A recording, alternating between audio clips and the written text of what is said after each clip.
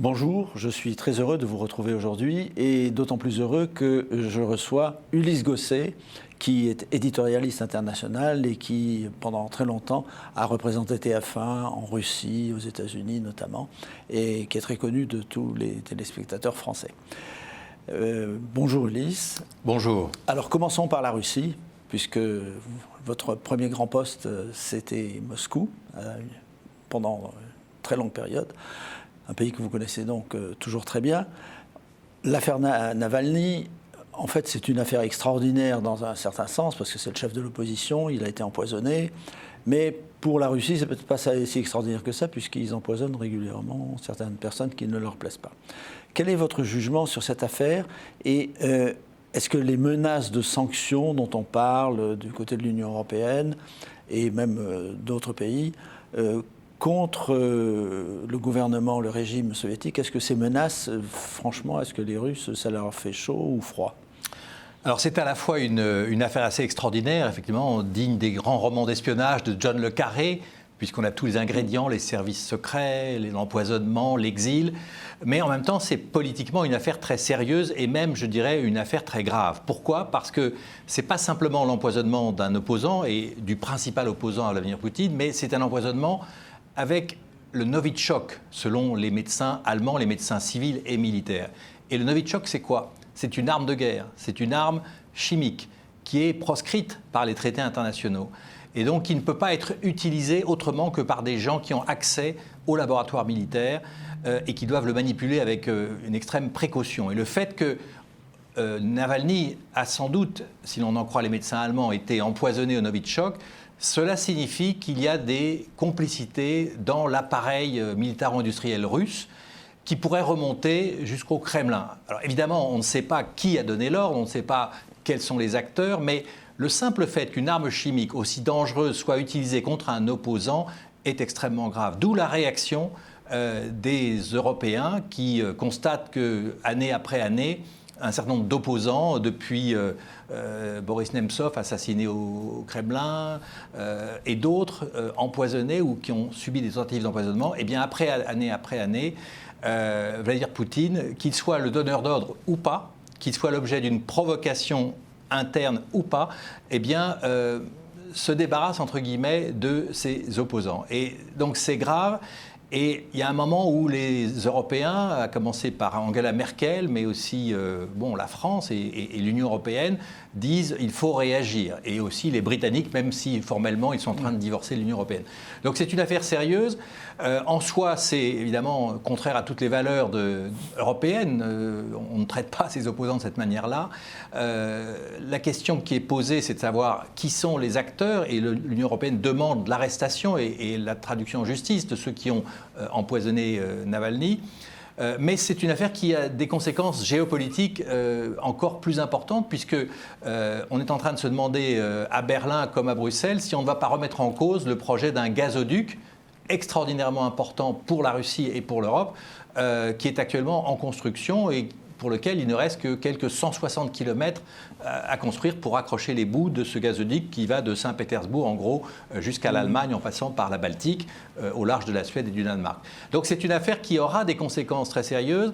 Et c'est très intéressant sur le plan politique russe aussi, parce que d'une certaine manière, Vladimir Poutine est face à un dilemme. Est-ce qu'il peut finalement donner aux Occidentaux ce qu'ils réclament, c'est-à-dire des coupables et dire ce sont eux et moi je n'y suis pour rien et ils ont agi sans m'en prévenir, ou est-ce qu'il peut cacher et protéger les services qui sont à l'origine de cet empoisonnement? Dans les deux cas, c'est très compliqué à gérer. Il se met à dos les Européens. Or, actuellement, on est dans une phase de négociation intense avec l'Europe. Le gazoduc, mais aussi Emmanuel Macron qui veut parler avec Poutine, qui a réengagé le dialogue avec Poutine pour essayer d'organiser une sorte d'architecture de la sécurité en Europe. Et donc ce dialogue potentiel est, je dirais, compromis. Et donc l'affaire va au-delà même de Navalny et de la situation russe, mais il empoisonne les relations russo-européennes, pour ne pas dire entre Berlin et Moscou, entre Paris et Moscou. Donc c'est une affaire qui est suivie de très près. Et là, actuellement, il y a une très forte pression européenne, mais aussi américaine, pour savoir quelle est la vérité. Que s'est-il passé? A-t-il été vraiment empoisonné? Est-ce qu'on peut le prouver? Alors du côté de Moscou, évidemment, on réagit et on dit mais tout ça c'est une affaire montée, il n'y a pas eu d'empoisonnement, nos examens médicaux ne le montrent pas. Et il y a eu des examens qui ont été faits à Omsk, où s'est posé l'avion de Navalny.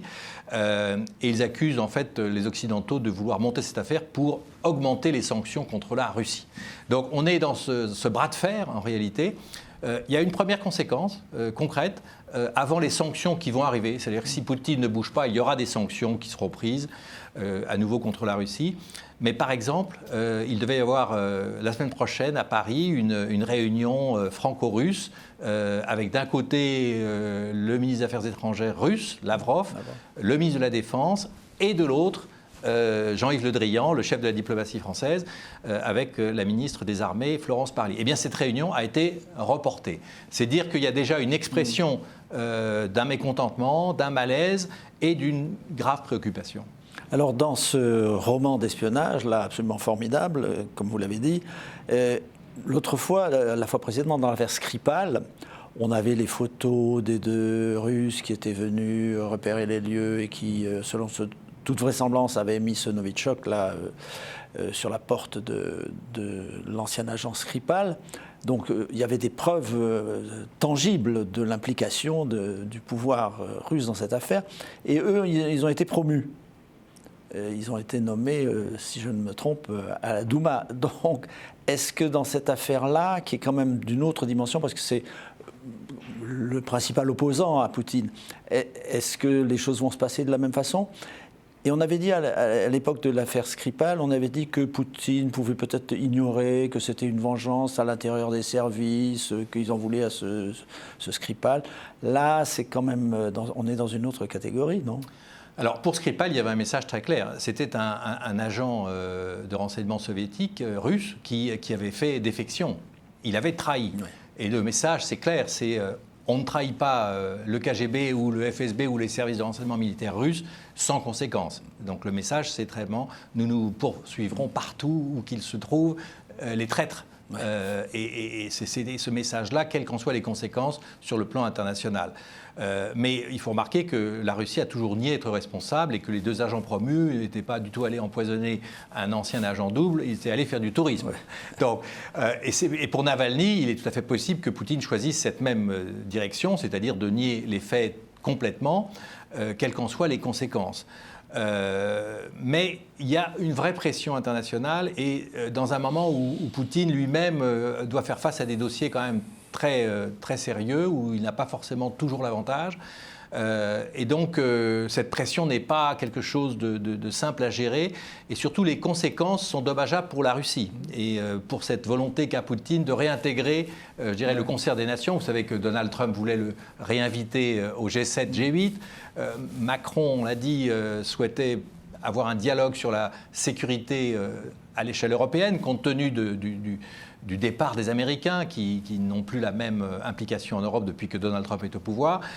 Donc il y a des enjeux stratégiques très intéressants. Et puis il y a le côté énergétique aussi, qui est fondamental à la fois pour les Allemands, mais aussi pour la Russie, parce que ça fait rentrer des devises dans les coffres du Kremlin. Donc il ne peut pas regarder de côté. Pour l'instant, la thèse est très simple, c'est nous n'y sommes pour rien, nous voulons la transparence. Ils ont demandé aux Allemands de leur donner les dossiers. Mais on remarque aussi que pour l'instant, aucune enquête n'a été ouverte de façon officielle par le Kremlin pour savoir ce qui s'était vraiment passé. C'est avant tout ce que demandent les Européens pour dire, bon écoutez, on ne peut pas laisser les choses se faire. Alors vous parliez des photos de Skripal, là ce qu'on a c'est une photo de Navalny buvant un thé à l'aéroport avant de prendre l'avion, et les témoignages des passagers, et puis ensuite la vidéo de Navalny emporté sur une civière. Cela ne prouve rien, c'est sans doute la force du Kremlin, c'est qu'après tout, on ne peut pas le démontrer. Sauf que on peut croire les médecins allemands, les médecins militaires allemands, lorsqu'ils disent « nous avons trouvé le Novichok ». On voit mal qu'il l'ait inventé. N'oublions pas qu'Angela Merkel est favorable à ce fameux gazoduc Nord Stream 2. C'est elle qui l'a poussé. Et n'oublions pas qu'à la tête de Nord Stream 2, il y a un ancien chancelier allemand, Gerhard Schröder, que vous connaissez. Oui. Et donc, les Allemands voulaient cette coopération avec la Russie. Et cette affaire tombe très mal parce qu'elle bloque tout. Il ne reste que 160 km de gazoduc, mais là, l'affaire est dans une impasse. Alors, est-ce que Merkel elle-même, qui doit être très embarrassée, va finalement décider d'interrompre les travaux du gazoduc ou pas? Mais c'est une affaire compliquée pour Poutine, dont l'image, si vous voulez, ne s'améliore pas à travers le monde. Et en Russie, je dirais que les Russes sont sans illusion. Ceux qui le soutiennent disent tout cela est un grand mensonge, fake news. Et ceux qui sont des opposants de Poutine disent mais on le sait depuis longtemps, c'est la méthode pour faire taire les opposants. Mais est-ce que vraiment il avait intérêt, on va en terminer là, je pense, parce qu'on a quand même fait le tour de la question, est-ce qu'il avait vraiment un besoin urgent de se débarrasser de ce Navalny qui, de toute façon, ne pouvait pas le menacer directement? Ce n'était pas forcément l'intérêt de Poutine lui-même, parce qu'effectivement, Navalny n'était pas une menace immédiate. Mais il avait acquis une vraie notoriété, et notamment en Extrême-Orient, où il y a eu des mouvements de protestation importants, où il a eu des problèmes avec le gouverneur, et donc il fait quand même peser une menace sur, je dirais, la stabilité politique du pays, non pas parce qu'il peut gagner des élections, mais il peut entretenir un foyer d'agitation, et ça, évidemment, Poutine n'aime pas. Mais on peut se poser la question de savoir si Poutine n'a pas été mis en difficulté par certains de ses partisans au sein des services qui auraient pris une initiative, je dirais, sans forcément en prévenir directement le chef du Kremlin, mais sachant que la consigne était, tant que Navalny peut être affaibli, eh bien, c'est pas plus mal pour nous. De là à dire qu'il n'était pas au courant, ça semble extrêmement curieux, parce que c'est un pouvoir vertical. Lui-même a été le patron du KGB, et on voit mal que des services prennent l'initiative de façon autonome d'éliminer, enfin de risquer d'éliminer en tout cas, si ce n'est d'affaiblir, le principal opposant. Il savait très bien que ça aurait des répercussions internationales et que d'une certaine manière, ça fragilise Poutine. Mais les faits sont là. Et tout le monde, évidemment, demande à voir l'enquête et savoir quelles sont les responsabilités. Est-ce qu'on le saura un jour? Peut-être pas. Et si on arrête la construction du gazoduc, les hydrocarbures représentent quand même 60% du PIB, si je ne me trompe. Oui, et c'est énorme parce que le gazoduc en question, le Nord Stream 2, ça va doubler, ou ça pourrait doubler, les exportations de gaz de la Russie. Alors ça aura un impact sur les prix du gaz en Europe, mais ça aura également un impact considérable sur les finances de la Russie. Alors je voudrais passer à un autre chapitre qui concerne aussi également la Russie voisine, c'est la Biélorussie. La situation là-bas est curieuse, extrêmement compliquée. Les opposants viennent d'être, certains principaux viennent d'être mis en prison. Une autre opposante, la prix Nobel, dont vous parliez tout à l'heure, elle est menacée. Est-ce que Vladimir Poutine, quel jeu joue-t-il vis-à-vis de la Biélorussie ? C'est très intéressant ce qui se passe en Biélorussie. On a l'impression d'être de retour, je dirais, 30 ans en arrière du temps de l'Union soviétique. Car la Biélorussie, c'est resté, je dirais, une petite Union soviétique avec un dirigeant tout-puissant, un autocrate sans scrupules, qui lui aussi cherche à tout prix à rester au pouvoir, et quel que soit le prix à payer pour éliminer les opposants. Mais ce qui est intéressant, c'est qu'à la fois on assiste donc à, je dirais, à la dernière tentative du dictateur, le dernier dictateur d'Europe, pour reprendre la formule des Occidentaux, pour rester au pouvoir, quitte à éliminer les gens, non pas physiquement, mais il y a quand même une répression très sévère, il y a des disparitions, une trentaine de disparitions, et puis la volonté de forcer à l'exil tous les opposants. Il y a 7 membres d'une coordination de l'opposition, il n'en reste plus qu'un en liberté, c'est la prix Nobel de littérature. C'est difficile de toucher un monument comme ça, aussi important pour l'opinion publique mondiale. Mais tous les autres sont soit contraints à l'exil, à commencer par celle qui a gagné les élections pour l'opposition, même si elle n'a eu que 10% des voix, et les autres sont soit en exil forcé, soit emprisonnés. Et donc, on voit que la détermination du président Loukachenko est totale. Loukachenko ira jusqu'au bout pour garder le pouvoir.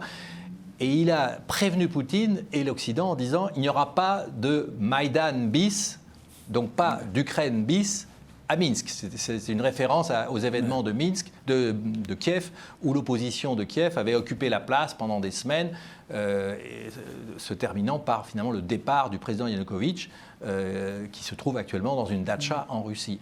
Et ça, il a dit très clairement, ça ne se produira pas. pourquoi c'est important pour Poutine? Parce qu'il est piégé d'une certaine manière. Et que peut-il faire? Est-ce qu'il peut se débarrasser de Loukachenko, c'est-à-dire lui dire « toi aussi, tu viens et on te met dans une datcha et on n'en parle plus », ce qui serait finalement une victoire de la rue, ou bien est-ce qu'il peut le maintenir à tout prix, quitte à intervenir? Qu'a dit Poutine récemment? Il a dit qu'il était prêt, évidemment, à mettre en place une réserve militaire de forces de l'ordre qui pourrait éventuellement intervenir si le désordre, le chaos était établi dans les rues de Minsk, c'est-à-dire si les manifestants s'en prenaient à la télévision, au commissariat, aux casernes, ce qui n'est pas le cas aujourd'hui, puisque les manifestants sont très nombreux, mais ils sont pacifiques. Et ils n'ont pas de slogan anti-russe. Il n'y a pas de sentiment anti-russe comme cela a été le cas en Ukraine. Donc c'est une grosse différence. Et Poutine est donc face à un dilemme terrible. Parce que, d'autant plus qu'il n'aime pas Loukachenko. Il était même fâché avec Loukachenko. Parce que Loukachenko, cela fait 10 ans qu'il joue à pile ou face avec les Européens et la Russie.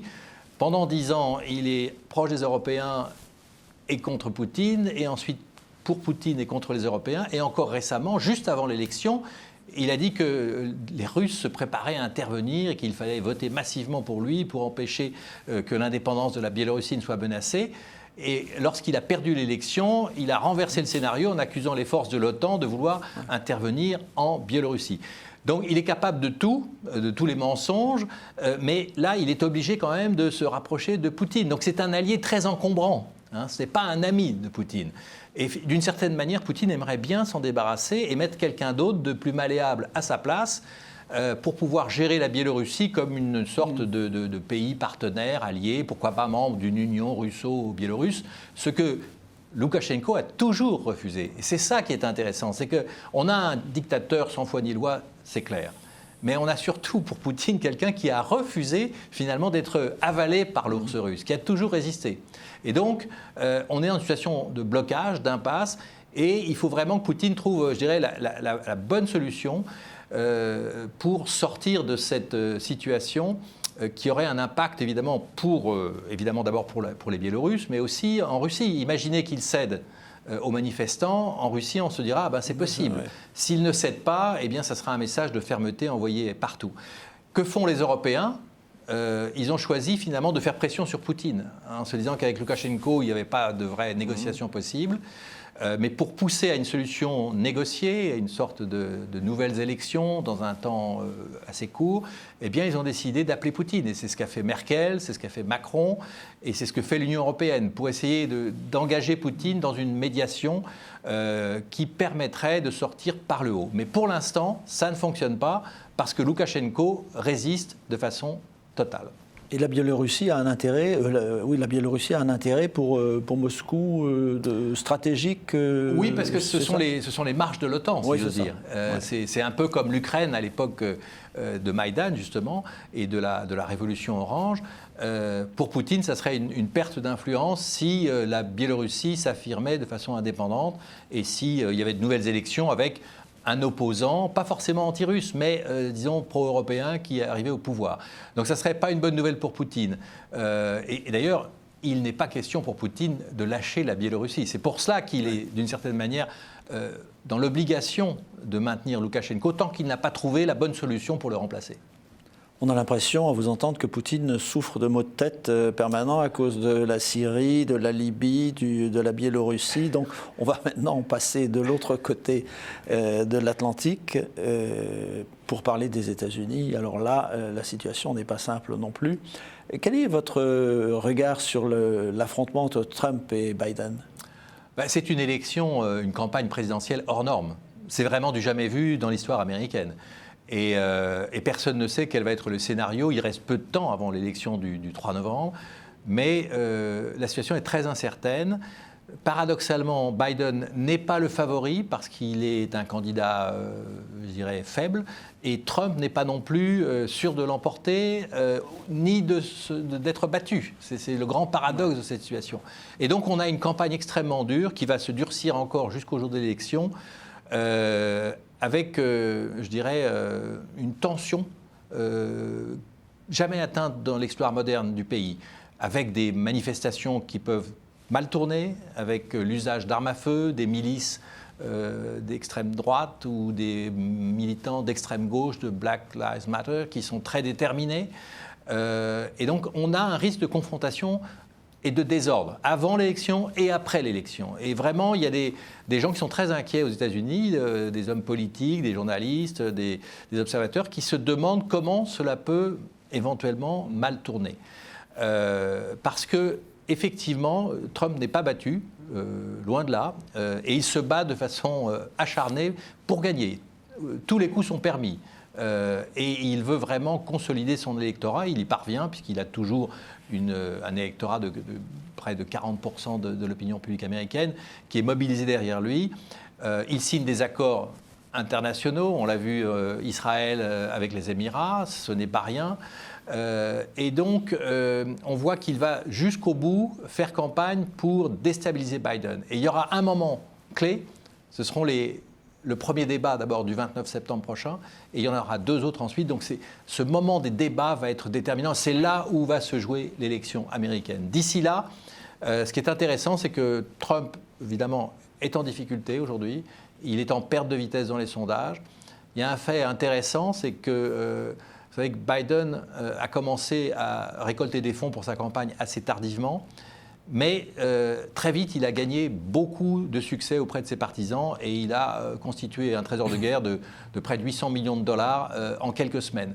Trump avait, lui, avant l'été, un stock de 1 milliard de dollars, quasiment 1 milliard de dollars. Aujourd'hui, il est à 1,2 milliard. Mais comme il a commencé sa campagne très tôt, il a déjà dépensé près de 800 millions de dollars. Donc les caisses, je dirais, ne sont pas vides, mais elles ne sont plus pleines.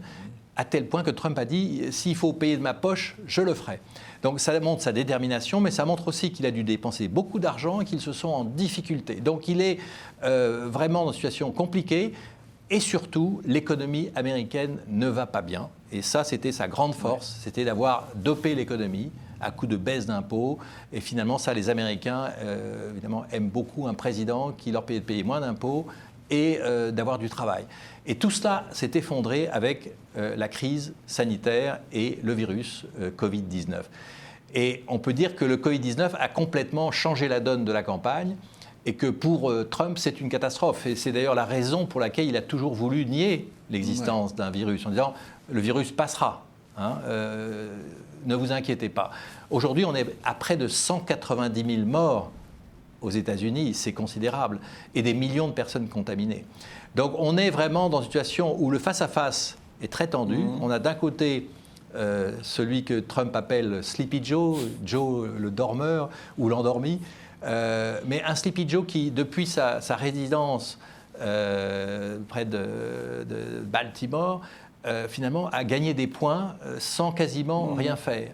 La question est de savoir si lorsqu'il se réveillera, si j'ose dire, lorsqu'il sera face à face avec Donald Trump, est-ce qu'il va être à la hauteur de la confrontation et du débat musclé qui va s'engager? Un bulldozer contre Biden, évidemment, on se dit cet homme qui est plutôt d'apparence fragile, qui est plus âgé que Trump, qui a 76 ans, est-ce qu'il peut résister au choc frontal face à Donald Trump? C'est, je dirais, d'une certaine manière, l'un des enjeux concrets de cette campagne, c'est que va-t-il se passer le jour du match Biden-Trump? Enfin, ces confrontations télévisées sont quand même régies par des règles assez sévères. Donc, je ne pense pas que Trump puisse faire n'importe quoi sans que les temps de parole soient respectés et que Biden sera très bien préparé. Donc, même si Trump, par exemple, lâche toute une série de mensonges complètement inventés dont il a l'habitude, Biden aura de toute façon le temps pour répondre, riposter. Vous ne pensez pas que... Oui, mais